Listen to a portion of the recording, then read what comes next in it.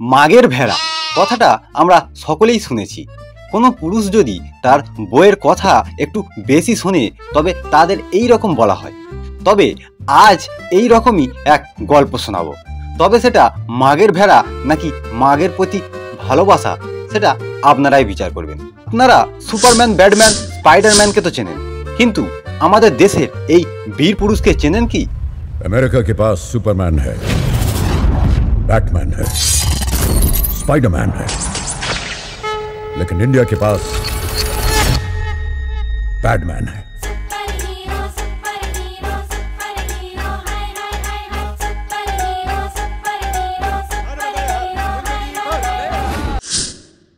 প্যাডম্যান। হ্যাঁ, আজকে আমাদের ভারত মাতার কোলে জন্ম নেয়া এই প্যাডম্যানের বাস্তব গল্প বলবো আপনাদের। কে এই প্যাডম্যান? 1962 সালে আমাদের ভারতবর্ষের তামিলনাড়ু রাজ্যের কোয়েম্বাটোরে জন্মগ্রহণ করে এই প্যাডম্যান, যার পুরো নাম অরুণাচলম মুরুগানাথম। সংসারের অভাবের কারণে মাত্র 14 বছর বয়সেই তার স্কুলের পাঠ শেষ হয়। সংসারের অভাবের জন্য তিনি কখনো শ্রমিক, কখনো মজুর ও কখনো ঝালাইয়ের কাজ করতেন। সংসারকে দাঁড় করিয়ে বিয়ে করতে অরুণের একটু দেরি হয়ে যায়। 36 বছর বয়সে তিনি বিবাহ করেন। বিয়ের পরে তার জগৎ তখন শুধু তার বউকে ঘিরেই। তার বউকে সে খুব ভালোবাসতেন। একদিন অরুণ দেখলেন তার বউ শান্তি তার কাছ থেকে কি যেন একটা লুকাচ্ছে। তাই অরুণ শান্তির কাছ থেকে সেটা জোর করে কেড়ে নিল। অরুণ দেখলেন তার বউয়ের হাতে একটা নোংরা ন্যাকড়া।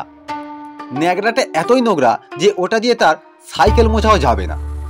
এত জঘন্য নোংরা ন্যাকড়া দিয়ে শান্তি কি করে সেটা জানতে চাইলেন অরুণ। শান্তি কুণ্ঠিত হয়ে উত্তর দিলেন, ওই ন্যাকড়াটা আসলে ওই সব দিনের জন্য।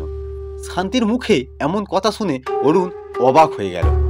রজস্বলা অবস্থায় তার স্ত্রী এত নোংরা কাপড় ব্যবহার করে, আর যদি নামি কোম্পানির স্যানিটারি ন্যাপকিন কেনে তবে সংসারের টান পড়বে। অরুণ শান্তির এইসব কাণ্ড দেখে অবাক হয়ে গেলেন। অরুণ এটাও জানলেন যে তার গ্রামের কোনো মহিলাই এই ন্যাপকিন ব্যবহার করেন না। প্রতি মাসে রক্তাক্ত হওয়ার দিনগুলোই তাদের ভরসা নোংরা কাপড়, কাগজ ইত্যাদি। তাও আবার রক্তমাখা নোংরা কাপড় ধুতে ও শোকাতে দিতে হয় সবার আড়ালে।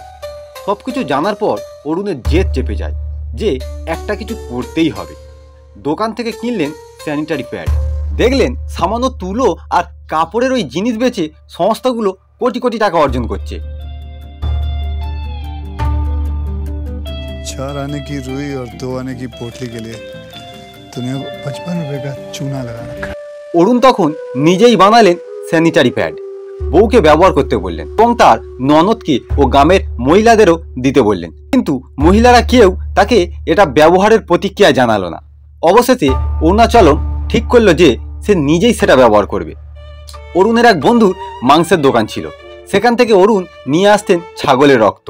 একটা ফুটবলকে বানালেন ব্লাডার, 2টি ছিদ্র করলেন, তাতে ভরলেন রক্ত। সেই রক্ত ভর্তি ব্লাডার কোমর থেকে ঝুলিয়ে 2 পায়ের মাঝখানে রাখতেন অরুণ। উপরের আবরণ হিসাবে রাখতেন তার তৈরি প্যাড। এইভাবেই দিনভর থাকতেন অরুণ, সব কাজ করতেন। চাপ পড়তো ব্লাডারে, দেখতেন কতটা রক্ত কতক্ষণ ধরে শুষতে পারছে তার প্যাড। ওই ব্লাডারকে অরুণ মনে করতেন তার নিজের দেহেরই ব্লাডার, যাতে একাত্ম হতে পারে মেয়েদের সমস্যার সঙ্গে। গ্রামের পুকুরে সবার সামনে কাচতেন রক্তাক্ত ধুতি।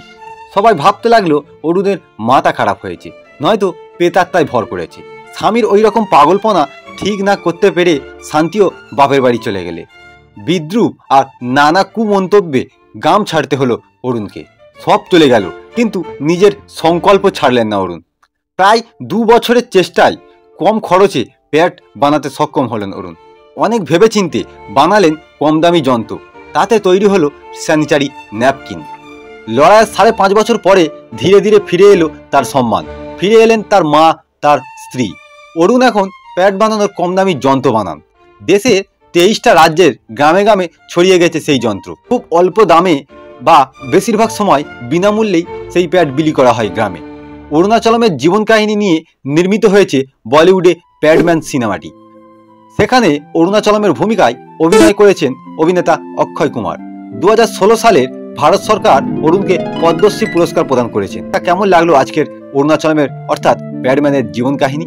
আর যারা অরুণাচলমের মতো বউকে ভালোবাসেন তারা লোকের কথায় কান না দিয়ে বউকে যেমন ভালোবাসেন ঠিক তেমনি ভাবেই ভালোবেসে যান। নমস্কার।